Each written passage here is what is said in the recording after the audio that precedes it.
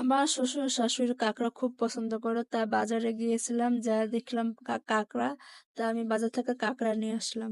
যারা কাঁকড়া খায় তারা মজাটা বুঝে, টেস্টটা বুঝে, কিন্তু আমি কাঁকড়া খাইও না, আমি কাঁকড়া মজা কি সেটা আমি বুঝিও না। শুধুমাত্র শ্বশুর শাশুড়ির জন্য, এবং কি শ্বশুর শাশুড়ি না, আমার জামাইও খুব পছন্দ করে, তাদের জন্য নিয়ে আসা।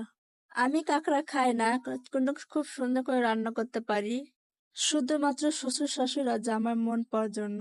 আমি দেখেছি অনেক মানুষ কাঁকড়া খায়, এখন আমি ছোটবেলা থেকেই খাই না। ছোটবেলা থেকে দেখে আসি যে আমার আত্মীয় স্বজনরা খায়, এখন আমি জীবনে ঝোলটা ছুঁয়েও দেখিনি। যে জিনিস আমি খাই না সেটা আমি কাটতেও জানি না, তবু আমার ছোট জালে